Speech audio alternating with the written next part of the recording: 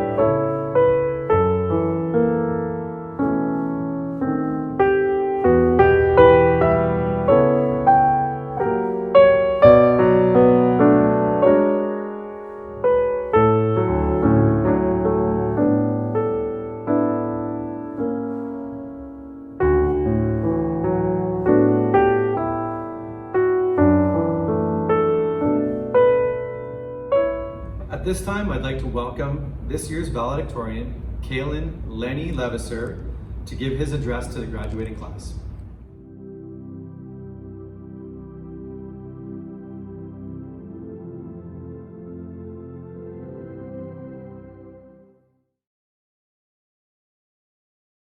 Hello everyone.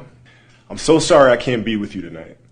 However, I couldn't completely miss the chance to take a moment to share some thoughts with all of you.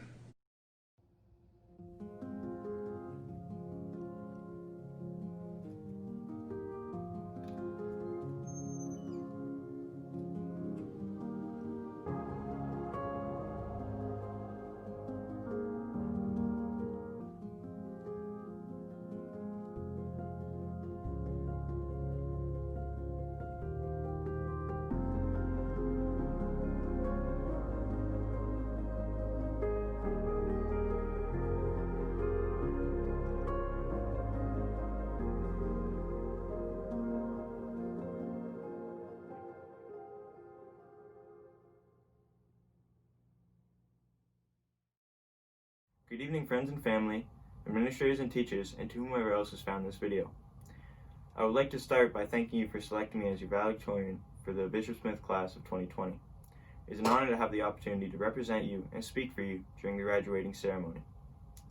Obviously, this is not the setting we had imagined when we thought of graduating, but we're going to have to make the best of it. Today's day, we should remember all the positive experiences and triumphs that we had over a 4-year journey. I also encourage you to think upon what sort of life lessons that you learned during your time here. I would like just to describe the experience that I had with Bishop and what sort of lessons for success that I learned as the years progressed. We are finally at the end of our 4-year journey and are ready to move on. It hardly seems real that we are finally at the finish line. I remember the first day of high school very fondly now, but I'm sure it must have been nerve-wracking at the time. At other schools, being a grade 9 freshman amongst bigger upperclassmen can be quite scary. But most of us did not start our Bishop journey in grade 9. We started in grade 8. A year younger, a year smaller, and a year more likely to get on the nerves of some seniors. Now imagine yourself, a skinny blonde kid, absolutely terrified of entering a school filled with strangers. And now your bus wheels are on fire. Literally, my bus wheels caught fire. I say I remember that day very fondly now, because by the time that I arrived at school, I only had to be there for like another hour. And when I was there, I was inspired by all of you. There was a look of determination and excitement in all of your eyes, the opposite of what I was expecting. Everyone helped me adjust to the new settings and community, and by the end of the day, I felt at home. In addition to learning the essential grade 8 academic concepts, we were also introduced to fundamental high school concepts, such as which water fountains have the tastiest water, or where should we eat at lunch, or which teacher I should avoid from ticking off. That's how I feel most of grade 8 went. It was an introduction to the structure and people that we'll be seeing every day. This year served to help us find our rhythm that we would need in the years to come. The grade 9 year served a similar purpose in finding a rhythm. We only had to attend 4 classes each semester now, which sounds great, but the curriculum is much more difficult. It was a much larger learning curve than we experienced in grade 8. Now that we were in our freshman year, we were given a lot more responsibility. We were responsible for getting to class on time, behaving properly, and completing assignments to the best of our ability. This year was the make it or break it year for many 14 and 15-year-olds. The year that determined whether we would attain good habits and succeed or not. We had to make mistakes in order to adjust to all this new responsibility that we were given. I know I made a ton of mistakes, and I basically shared Mr. Young's office with him for the better part of the year. But I learned from every experience that I had in order to finally understand what is expected of a high school student. The grade 8 and 9 years of my Bishop journey taught me to never be afraid to make mistakes. As we traverse in the next chapter of our lives, we're going to face more scary and difficult times. There's only one thing that can make your dreams impossible, and that is the fear of failure. Do not be afraid to make mistakes. Nobody is perfect, and mistakes happen. But it is what you do after that determines whether you succeed or fail. Even when we are feeling most prepared, there is still a chance that we can fail. An athlete could train hours for a big race, just to stumble and fall at the end. This doesn't mean he or she should stop competing. On the contrary, they should work even harder for the next competition. You must fight for what matters to you, regardless of what you face. And if you put your focus on your goals, results will come. Now I'd like you to consider these examples of people who failed miserably before finding success. Walt Disney was fired from Kansas City Star because his editor felt that he lacked imagination and had no good ideas. One of Stephen King's most successful books, Carrie, was rejected by 30 publishers, one whom told him that negative utopias do not sell. J.K. Rowling had her Harry Potter manuscript rejected by 12 major publishers. Albert Einstein didn't start speaking until he was 4, reading until he was 7, and he was thought to be mentally handicapped. Thomas Edison's teachers told him he was too stupid to learn anything. Vincent van Gogh only sold one painting, The Red Vineyard, in his life, and the sale was just months before his death. If you want to succeed, you have to learn from your failure, just as these renowned geniuses have. Michael Jordan, one of the greatest basketball players of all time, was cut from his high school basketball team in his sophomore year. Now, either he was part of the greatest high school roster of all time, his coach made a mistake, or Mike was just not that good. Regardless of what happened, Michael worked hard and trained every single day after being released from the team, until he became a superstar. Jordan has famously said, "I've missed more than 9,000 shots in my career. I've lost almost 300 games. On 26 occasions, I have been entrusted to take the game-winning shot, and I missed. I have failed over and over and over again in my life, and that's why I succeed." I urge you to never be afraid of failing, because success is just stumbling around from failure to failure without a loss of enthusiasm or passion. If you are able to do this, I promise you, you will achieve greatness. The grade 10 year is all a blur. By this time, we became used to the high school structure and began to feel at home. Other than the literacy test for us to look forward to, there was nothing new or exciting going on. The year came and went, leaving behind scattered pieces of memory. Memories like this one time where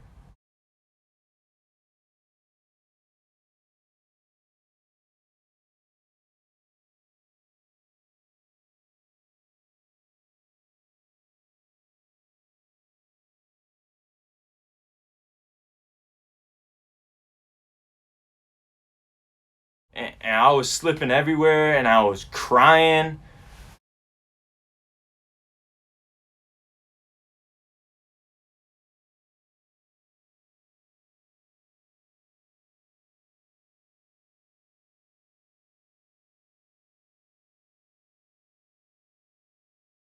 I'm just glad I got out of there alive. And just like that, we were moving on to the next grade, and we were left wondering, what really happened? The grade 11 year was the biggest jump in difficulty in our education that we had experienced thus far. This isn't because the content we learned was harder than anything we've learned before, but because we had more content to cover than ever before. We went from about 5 minutes of homework every night to about 3 essays, 4 lab reports, and a group project, all due tomorrow.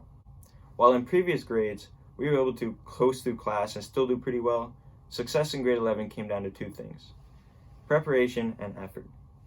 This was the year that we were able to develop our study habits and planning that would help us be successful in our future academic lives. This was also the year that we were able to develop our alibi skills in order to create a plethora of ready-to-use excuses. I'm sure everybody had a ready-to-use excuse just in case that homework assignment wasn't in yet. Although academics were becoming increasingly difficult, we had much more power in the school now. As upperclassmen, we were becoming leaders for younger grades. Teachers depended on us for helping in school events, and coaches needed us for more playtime. We left this year drained of all of our energy, but excited to enter our final year of high school. The second lesson for success that I learned was that good things do not come easily.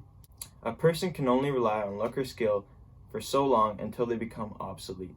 Grade 11 taught me that I cannot walk into a test with 5 minutes of preparation and expect to ace it. It just cannot be done. If you want something, you must put your body's heart and soul, as well as your time, into it. Blaming others for your failure is ridiculous. The only person that is able to control your success and what you are able to do is you. A man known for his work ethic, Kobe Bryant, used to spend 4 hours a day practicing to perfect his game. He once said, "If you want to be great at something, there's a choice you have to make. We can all be masters of our craft, but you have to make a choice. and there are inherent sacrifices that come along with that. If you truly wish to accomplish your goals, you must put in the work required to achieve them. If you want a good and successful life, you need to work hard. For this, we need to accept change and move from our comfort zone. If you are able to do this, I promise you that you will achieve greatness. We were finally in our grade 12 year, and we were the big sharks in a little pond. We had more influence on the school than ever before. We were given the chance to become the spark that ignited our school spirit. We were directly involved in the planning process for our school spirit days and had a large influence on our younger peers. On top of this, we were given the greatest gift a lazy teenager could ever ask for, the grade 12 lounge. I cannot count the number of happy memories I have just sitting on the couches goofing off with my friends. Grade 12 was my favorite year solely because of those couches. The academic side of things wasn't too bad either, because we were given a spare in order to complete our assignments and projects. This year went by so fast, and I'm left here recounting all the legendary moments that this year had for us. The final lesson for success is this: do not waste a single moment of your life. You gotta make every moment count. Our senior year came and went in such a flash, and it just goes to show how fast life moves. You do not want to wake up 50 years down the line and ask, what if? You have to enter each and every day with passion and determination in order to seize the day. If you want something, do not wait to achieve it. You must utilize your time to the best of your ability and never waste it. Famous basketball player LeBron James once said, "I treat it like every day was my last day with a basketball." This drive to treat every day like it was the last day he would ever play the game that he loves to play allowed him to become wildly successful. The world cannot afford for us to just coast through life. We must use every second we are given to accomplish our dreams and make memories with the people we love. If you're able to do this, I promise you, not only will you achieve greatness, but you will live a happier life. Now that we're at the end of the road, it's time that we look back and appreciate the people that made our graduation happen. The people that drove us to school when we missed the bus. The people that stayed up all night with us to finish that one assignment. The people that supported us when we felt most discouraged. We owe so much of this victory to our families, so please give your loved ones the thanks they deserve on this special occasion. The terrorist attacks on September 11, 2001 set in motion events that would change the course of life throughout the globe. The world was entering an era of uncertainty, and everything was changing. For us 2002s, we were born a year after this incident. We were brought into a world of change, and we grew up living with the adjustments to everyday life. Now that we are graduating and leaving our adolescence behind, it's only fitting that we had the craziest grade 12 year of all time. With numerous teacher strikes, COVID-19 scares, and civil rights movements, it's obvious that we are entering a new era of uncertainty. We must demand greatness for ourselves and inspire others to do the same. What we do in our lives will impact the world for years to come. So now I'm near the end of my speech, and I just have a couple more things that I'd like to talk about. The first thing is an explanation for my nickname, Lenny. I've been being called Lenny for 15 years, and people always ask me, how do you get Lenny from Kaylin? Like, where's the story? And everyone always expects some mythical story of how I rode in and just boom, Lenny. But here's the truth. So take my name, Kaylin, take out the K, Len, add NY. The last thing I want to say is thank you for making my high school journey so fantastic. The memories you have given me will stay with me for the rest of my life. I wish nothing but the best for you and your families.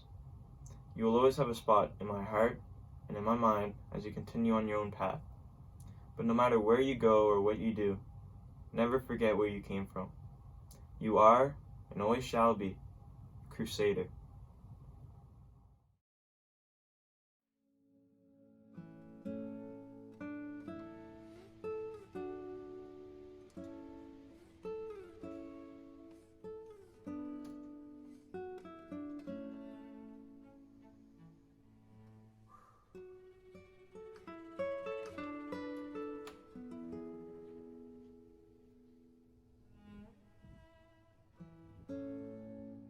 Thanks, Kaylin, for your thoughtful address to the grads.